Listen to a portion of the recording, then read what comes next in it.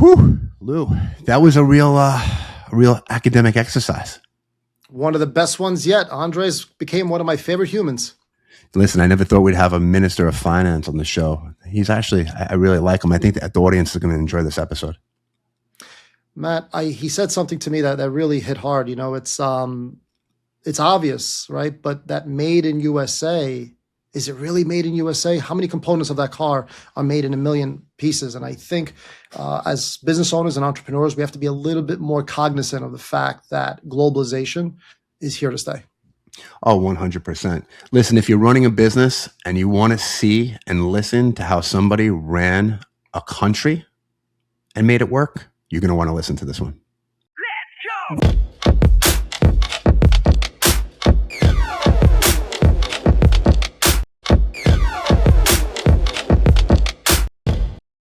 Hey, what's up, everybody? Welcome back to another episode of the Liquid Launch Project. I am Matthew R. Meehan, alongside my partner, the professor, Luigi Rosabianca. What's on tap today, Lou? Matt, today we have a very special guest.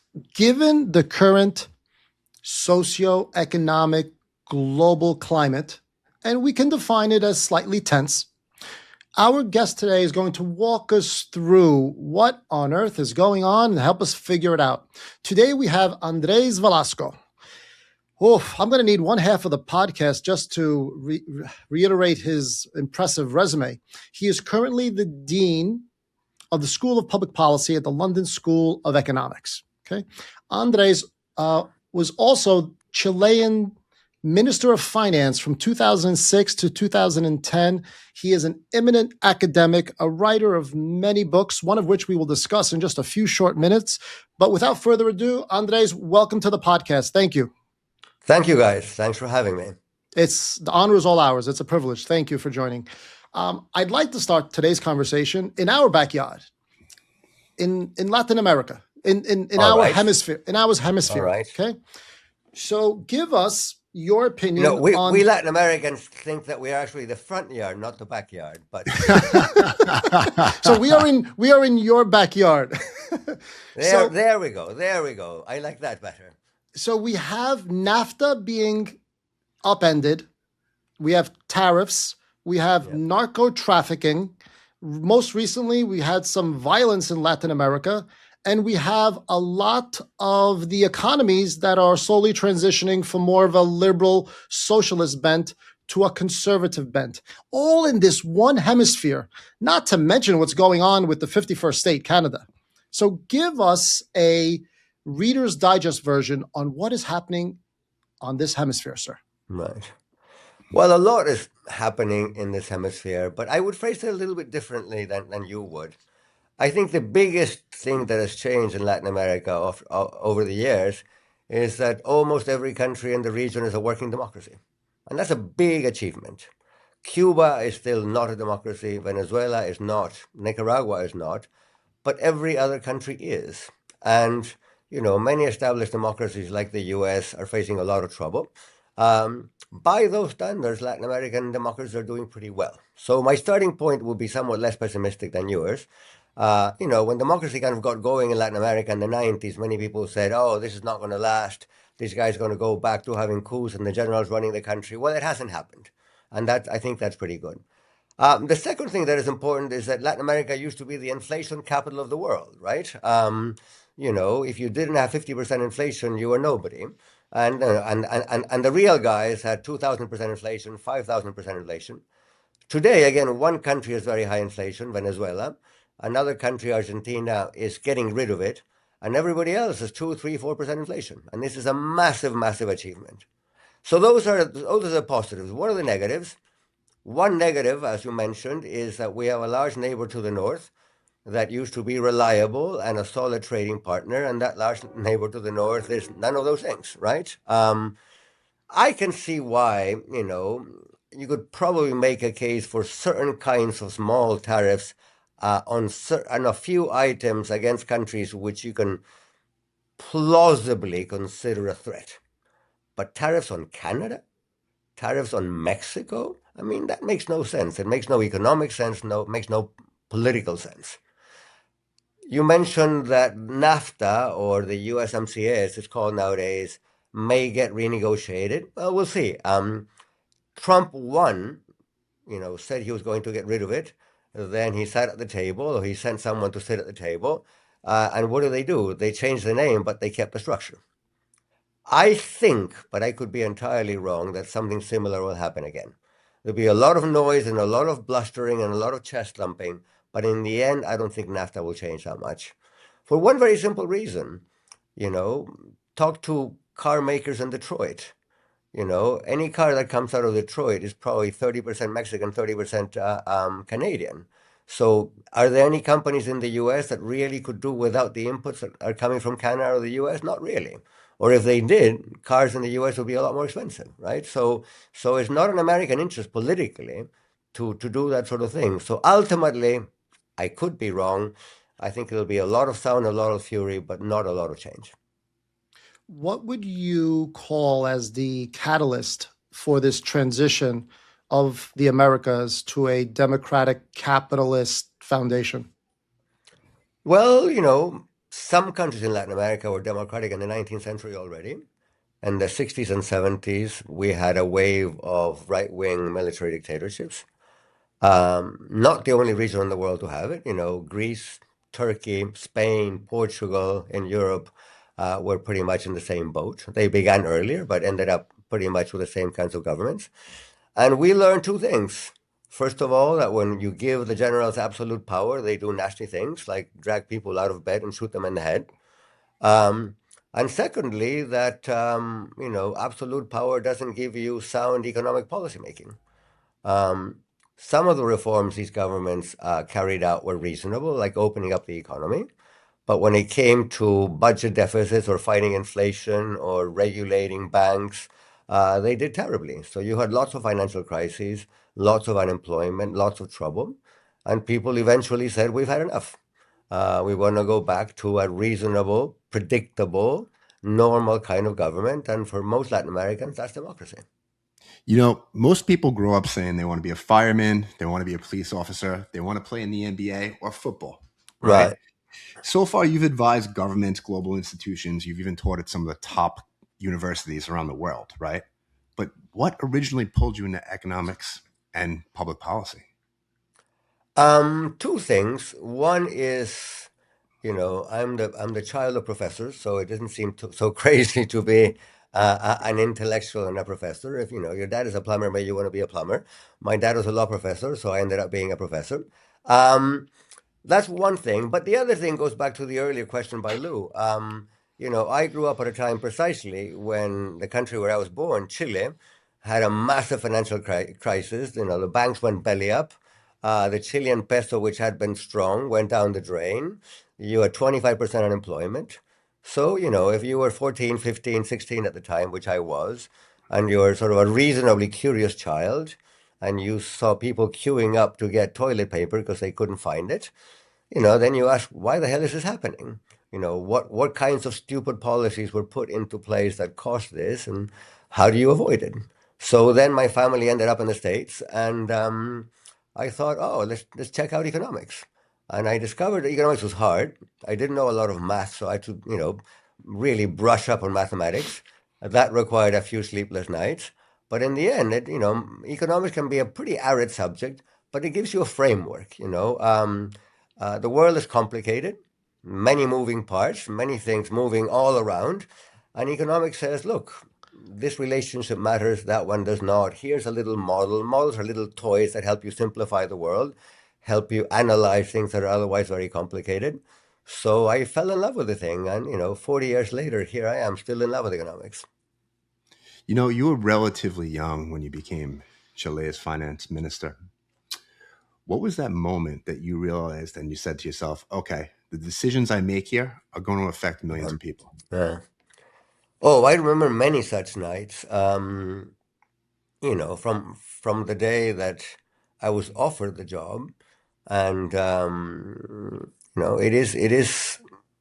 a little scary. It's very humbling to realize that I had responsibility over a budget that back then was nearly $80 billion. Up until then, the only budget that I had to, run was my own, and it was certainly not $80 billion. Uh, you also realize that you are on sort of under scrutiny 24/7.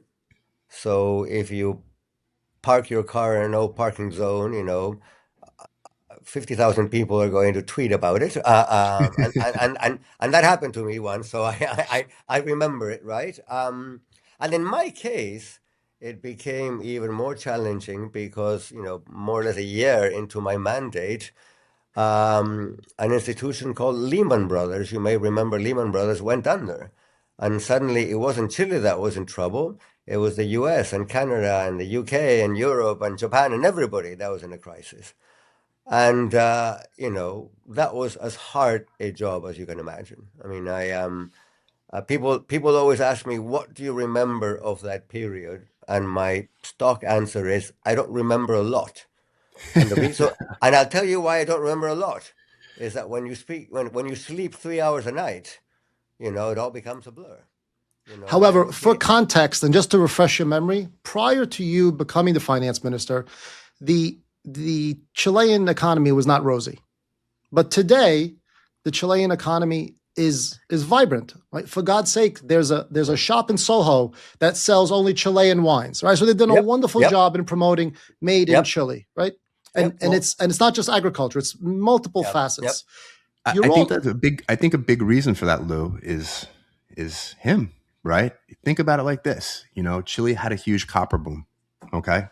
Most people out there, most governments would have went and spent the money. He did the opposite. He saved it. So my question is, what made you go against that political pressure? yeah. But very good question. But before I answer that, let me just add one thing. Chile's been doing well for a pretty long time. I would certainly, the good times did not begin with me or the government that I was a part of. Chile's been doing reasonably well since Chile returned to democracy, and that was in 1990. The income of the average Chilean is between 3 and 4 times what it was in 1990. You know, about 5% of kids in any generation went to college. Today is nearly 50% of kids in any generation who go to college. So, we've had our ups and downs. We've had our difficult moments. In 1920, right before the pandemic, Chile had a moment of a lot of political pressure.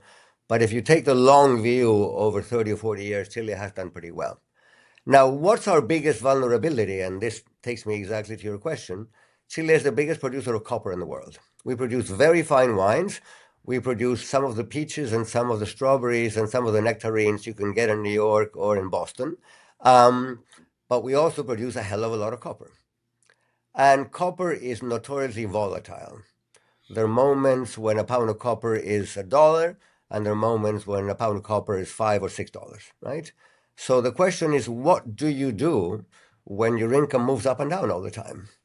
So I had studied the subject. I was an undergraduate in the US, and my professor was one of the big kind of scholars of commodity booms.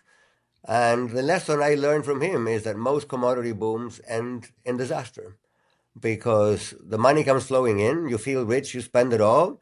One good day, the commodity price crashes, and you're left with nothing. You just have debts. So I was aware of that. I knew that the commodity boom that began around 2005 was not going to last forever. So I went to my boss, the president of Chile, and I said, let's make sure that this one does not end up in tears. We built on certain institutions that prior governments had come up with, and we told citizens of Chile something very simple. We're going to treat the government's money like you treat your family's money. Meaning, if in the office they give you a bonus 1 year, you don't spend it all, right? Because you think, well, I'm going to save part of it because I may need to fix a house, or if I run a small business, I may have to, get a new pickup truck. And therefore, we're going to save some of the windfall in the same way any family would save part of a windfall. And we created a fund and we locked up the money, not in Chile. We sent the money mostly to the US and partially to Europe. And of course, this was hugely controversial. People were saying, you guys are crazy. At the peak of the cycle, we had 40 billion US dollars sitting in New York. And people, I was by far the most unpopular guy in the country. But then Lehman Brothers came, the world financial crisis came, and Chile was sitting pretty with no debts and a lot of cash in hand. And that meant that Chile didn't have a crisis, really. While the US was going through a crisis, Chile had a couple of quarters of slow growth, and then the economy started growing again. And that meant that people suddenly understood, said, okay, we understood what this guy was doing. He was saving for a rainy day. Families save for a rainy day. Countries should too. So copper recently has almost doubled, right? We've been at an Yep, all-time high since that's January. right. Um, there's a lot of speak about copper, right? With all Mm-hmm. these data center build outs and the AI. Sure, sure. What are your thoughts on that? It's a very good time to be a citizen of a country that produces a lot of copper. No question about it. And in previous cycles, it had hit 4.5, $5 a pound. As you pointed out, is near six now. And you can see why. The reasons are the ones you mentioned, right? Two reasons actually. One is AI and data centers. You need Mhm. wires, and the wires are mostly copper. But there's a second reason, which is if the world is going to stay away from burning up from climate change, we're going to have more electric cars and more electric everything, right? Burn less fuel, use more electricity. And for that, again, what do you need? Copper wires, right? So the two big changes of our lifetimes, the green transition when it comes to happen, and the AI transition are going to require copper. That's the nice side of the story. Then the more challenging side of the story is that, you know, you need things to produce copper, and then the cost of production in copper have gone up, right? Every time you have a copper boom, you need the machinery, you need the equipment, you need the tractors, whatever, and everybody wants them, so they shoot up in price. So in Chile, it used to be that it cost less than a dollar to produce a pound of copper. Now that's probably twice the historic cost. So it's a nice business, but not as widely profitable as it used to be, precisely because costs have gone up. Andres, I recall a theory years ago called the Washington Consensus. You and your colleagues just wrote a book called The London Consensus. So, congratulations. Tell the Thank you. audience about your new book and where we could find it. Well, you can find it online, and it's actually a free book. You can download it for free at LSE Press. L as in Larry, S as in Sam, E as in Elephant Press. Well, hold on. We discussed that Oh, there we go. We discussed that Chile was now a free market economy. We don't give anything away for free. What's going on here, Professor? Well, there's something like 40 professors who contributed to this book. So had we split the revenues by 40, there wasn't much left for anyone. So we figured we may as well give it away. If you actually want the physical copy, if you want the paper copy, you can get it from Amazon, and it's not expensive. It's like 10 or 15 bucks. But if you just want to download it and read the PDF, you can do it for zero, completely and totally free. So what's the idea? The idea is that policymakers in the world need a playbook. Okay. I don't think that the kinds of policies that the US is following are particularly great, but I'm also struck by the fact that in other countries like the UK, where I live, policymakers, come to office and they make all kinds of promises, and then they have no idea how to implement them. For instance, everybody agrees that the UK and Europe are not growing enough. They grow much less than the US does. They have much lower rates of innovation than the US. The US is a leader in technology. Britain is a little bit, but not as much as the US. Continental Europe is not. So, every time I visit some country, whether it's in the Americas or elsewhere, people say, well, what are economists saying? What can economics teach us on how to get economies growing? How to make sure that, there are good jobs and good wages? How can we do things that are not simply repeating the old recipes of the past? So what do? We invited a bunch of, some of the top economists around the world. We called it the London Consensus because we had the meeting here in London. And we asked these really brilliant men and women, so what is it that we have learned in the last 35 years? And why do I say 35 years? Because as Lou mentioned, 35 years ago, a book called The Washington Consensus came out. And we're asking, what have we learned since then? And so we have lots of ideas on many subjects, but let me just mention one. We're very lucky that one of our co-authors is a guy who won the Nobel Prize last year, a French guy called Philippe Aghion, who's a professor here at the LSE, and he's the biggest expert in the world in innovation. So what we have learned is that economies grow is when you innovate, and of course innovation is to some extent just pure tech. But innovation, more importantly, is applying technology to make firms more productive. And your firm does not have to be, a tech company. Your firm could be a hot dog stand. But the question is, how do you apply these new techniques and new technologies to make sure you produce more, that you produce better goods, and you produce more cheaply? And so in the book, we have a lot of sort of recipes of how it is that companies and countries can think about applying technology. This is not simply something that you do on your own, because, if you're going to have a new product and ship it overseas and export it and make a lot of money, well, you're also going to need government, because government may have to certify it, may have to guarantee that it's healthy, you need the ports and the infrastructure to be able to ship it abroad. So it's a delicate partnership between the private sector and government. And some countries do it very well, and some countries do it very badly. The US used to do it very well, but doesn't always do it that well anymore. And that's one area where we think there's a lot of room for new thinking and new improvements. And the book offers a fair bit of this. That's amazing. I have a question for you. Governments all around the world right now, they're carrying massive amounts of debt, massive amounts of debt. Yep. Right? Is it sustainable, or are we heading into another global reckoning? Public debt is a very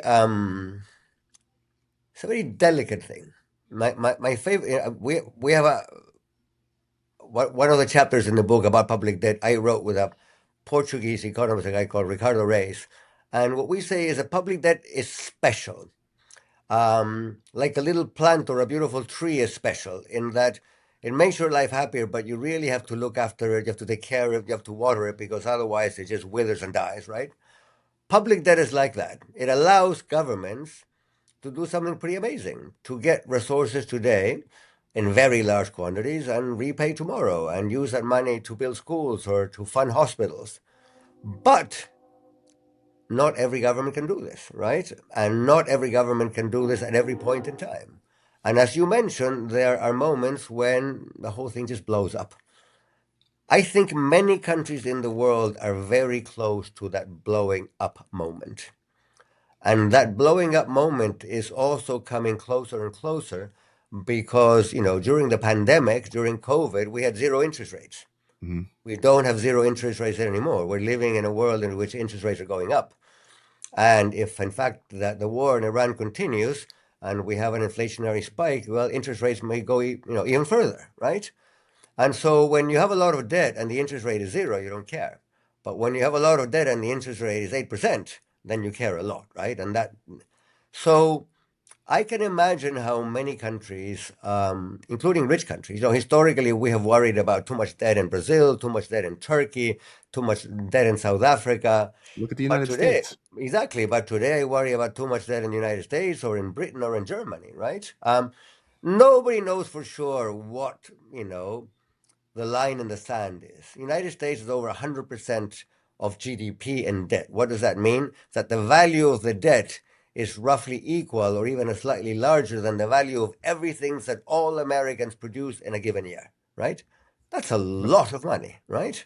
And it is not impossible to imagine a situation in which the debt becomes so large and it becomes so risky, especially given how erratic policies are in the US today, when, the private sector says, well, I'm not buying any more debt, right? And this has happened to rich countries. You guys may remember that 2 or 3 years ago, Britain had a prime minister who only lasted like a month and a half, and she was following some pretty crazy policies. And, the British government has auctions, whatever, 2 or 3 days a week in which they sell government bonds. And there were a couple of days when they had the auctions and nobody showed up, right? Could that happen to the US? Yes, it could. Is it going to happen tomorrow? No, probably not. But are we in that danger zone? I think we clearly are.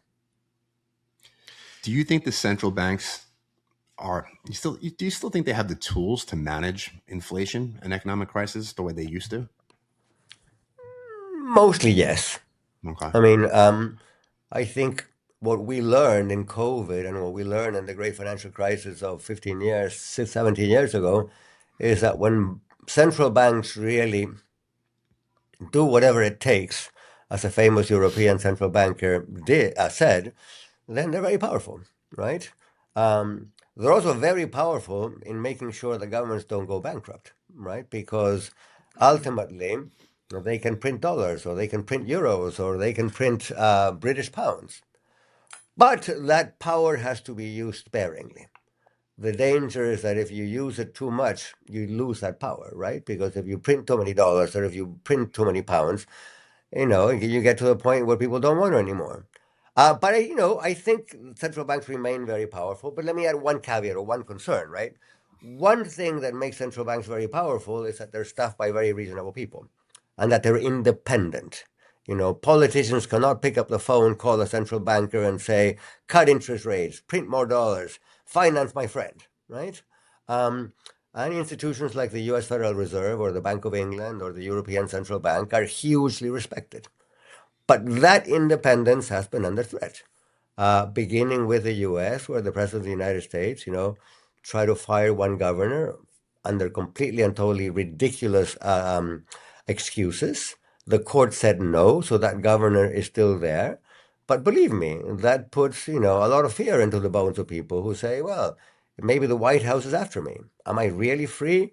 Will they come after me? Will I be threatened? And again, this is something we've seen in other countries. In many countries, central governments end up threatening central banks, and central banks end up doing whatever governments tell them to do. Once you go down that route, you're in deep, deep trouble, right? The US is not quite there yet, but there's been a bit of a risk of going in that direction. Let us hope we don't keep traveling down that road. It's going to be an interesting time, as the new Fed governor goes in, right? That's There's definitely pressure, and I believe we're going to lower interest rates over here, right? Yeah. Andres, you stated it best earlier, where you said that governments and finance ministers have such a delicate balance, right? Because sometimes you have the mores and certain risk aversions of the underlying population. So take a couple of examples, right? It was in our lifetime where Ireland had daily religious strife. And then the Celtic Tiger takes over in the 90s. And then within a couple of years, the entire economic situation turned around. Okay. Right. Look at Poland. Sure. Poland, almost counterintuitive, said we are not going to have mass immigration, but their economy is now vibrant. Whereas the west of Europe needs to counteract lower population decline with mass immigration, right? Sure. So almost as a public minister or a federal finance minister, if you serve as a marionette and you have various puppets, how do you know how to dispense these certain tools, and in what measure? Yeah. Well, the job of a Fed governor and of a finance minister, or in the case of the U.S., the Secretary of the Treasury, they're different jobs. The Secretary of the Treasury, the finance minister, is a political appointee, right? So you're playing a political game, and I don't mean that critically. I mean it in the best sense possible. Democracy requires politics, and politics is about wheeling and dealing and persuading and listening and striking a compromise. A central bank governor is in a very different line of business. That person is not a political appointee. That person is confirmed by the Senate. That person presumably has very strong credentials as a central banker, an academic, a private banker, etc. And that person is not beholden to the Congress, is not beholden to the press, and is not beholden to social media, right? And therefore, if you're a central banker, you should be very aware of your autonomy and use our autonomy. And central banks do, right? Central banks increase interest rates when they think it's right to do so, even if the population hates it, even if the president hates it, even if, the press hates it, because they think it's the right thing to do. When you're in government, as I was, it's very different, because you have to go to Congress, you have to explain it, right? And if your boss, the president, doesn't like you, well, like we saw last week in the U.S., you get fired, right? And therefore, you have to try, the only answer that I can give you is you're always playing a balancing act. What I remember of my years as finance minister is that whenever you give a speech, you're very aware that you have more than one target audience. You're talking to Wall Street, you're talking to students, you're talking to business people, you're talking to politicians, and they all want to hear different things. So every sentence that you utter is calibrated to have a little bit for each one of those people. That's one reason, parenthetically, is why finance ministers give such boring speeches, right? Because it's all, it's all on the one hand, on the other hand, right? Because you don't want to piss people off. Speaking about audiences, our audience is entrepreneurs, business owners, right? People thinking that they want to start a business. So, what role do you see entrepreneurs and private capital playing in solving economic problems where the government can't? Well, there's no example in human history where a country got rich, where a country prospered without a dynamic private sector. You know, government has a role to play in providing the infrastructure, but that infrastructure is, the football field where the private sector goes on to play, right? And I think the U.S. is very, very privileged in that it has an incredibly dynamic private sector. If you look at the rates of, firm formation, new business owners, you know, innovation in technology, the number of patents being filed, the US, by an order of magnitude, the world leader. And not simply because it's a large country, it's because there are a lot of people in that country doing this sort of thing. I would add one thought, though, which may not be evident to our audience. If you were somebody starting a business in the US, typically you're worried about what happened in the US, not much beyond your borders. I think in that sense, the world has changed massively. Mm-hmm. If you're starting a business in the U.S., you don't only have to think about what's happening in New York or in Texas or in California. You have to be thinking about what's going on in the world. I mean, think of the last 2 weeks, right? A war starts in Iran, and suddenly the price of oil at the pumps in Texas has gone up by, a large amount, right? So the degree to which we're all exposed to events everywhere is massive. And I think there are too many small business owners, too many startups, too many young people who don't take that side into account. That's interesting because we're hearing a lot about de-globalization, where we used to hear about Yeah, globalization. yeah. Um, are we actually de-globalizing or are we just evolving? Um, I don't think we're deglobalizing as much as people talk about. I mean, yes, we got to a point where pretty much everything that we consume could be imported, or we relied a lot on imports for supplies. And I think we learned during the pandemic, for instance, that it's reasonable to keep some things close in hand, right? If you need face masks for a pandemic, you should not be entirely reliant on some other country to give them to you. If you need vaccines, and you need urgently to serve tens of millions of people, you probably need to have that close in hand. So yeah, there's certain things that are being produced more at home and where international flows are going to decrease. But, you know, look at air travel. People are traveling more than ever, right? During the pandemic, we said, oh, air travel is going to be dead. The airlines are going to be dead. Didn't happen. Look at, international phone calls more than ever.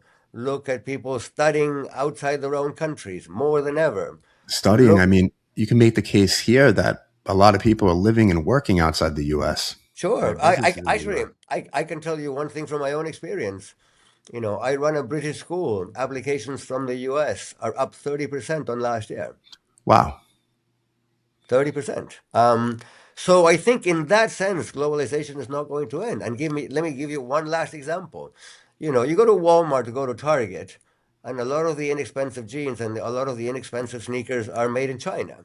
That's correct. Do you think Americans would be happy to learn that they go to Target or they go to Walmart and sneakers cost 3, 4 times as much because, they can no longer be imported from China?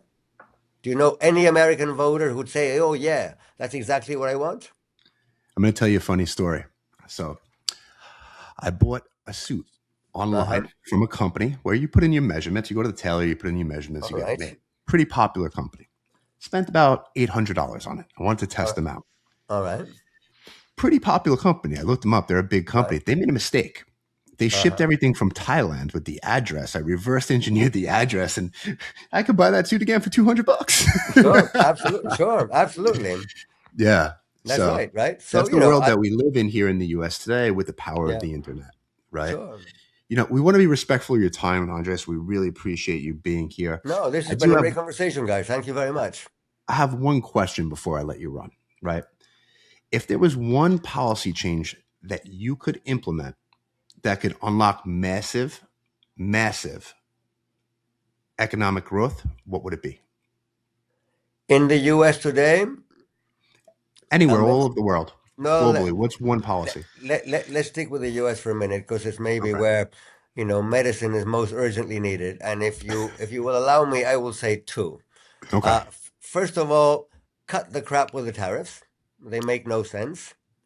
Second, do something about that humongous budget deficit, which, as you pointed out earlier, at some point will get the US to a day of reckoning. And let me be a little bit nerdy about this. There's nothing wrong with a country running a deficit in bad times. So if you're in the middle of a recession, or if you're in the middle of a pandemic, you run a deficit, you spend more, that makes perfect sense. But last year in the United States, it was actually a pretty good year. The economy grew, inflation came down, the unemployment rate was pretty low by historical standards. And in that pretty good year, the budget deficit of the US was 7% of GDP. That is ridiculous. That is simply unsustainable. That is against, what we teach students, an introduction to economics. And yes, the US is big and rich, so it can get away with it, but not forever, right? And when you have those big budget deficits, then you have big debts. And when you have big debts, you have two risks. One is that the government is paying a lot of money in interest, and that is money that could be going to build schools or build hospitals or build roads. And secondly, as I said earlier, you're constantly rolling over debt. Tens of billions of dollars are being rolled over every day, and the government is amortizing old debt by issuing new debt. If tomorrow the United States held an auction and couldn't issue new debt, the US would look like Argentina, right? A country which has had, I think 80 defaults in its history. And, that may sound far-fetched, but it's much less far-fetched than it was 5 years ago. I don't think it's far-fetched at all, and we can tell that by the rise in the price of commodities. I mean, just gold, right? One question I didn't get to ask you, and I don't mean to cut you off, is how do you feel about Bitcoin? I think Bitcoin is no good. Okay. I think Bitcoin is a nice plaything for people who have, a little extra cash and a little extra time. But is Bitcoin the solution to any problem that the world really has? Not at all. Matthew, I think we're losing a wonderful opportunity of having Andres here. The three of us finally get together for a dinner, and we could only order one bottle of Chilean wine. What do we order? Remember, everybody's listening. He has to put the right bottle of wine, because there's unlimited budget. Okay, I'm going to give you one that is not one of the big brands, but you can get it in the US. There's a smallish winery called Coyam, Coyam, and they make the most amazing organic Cabernet. Gracias. Awesome. De nada. Andres, thank you so much for being here. Everybody, that's a wrap of the Liquid Lunch Project. We'll catch you on the next episode. Let's go!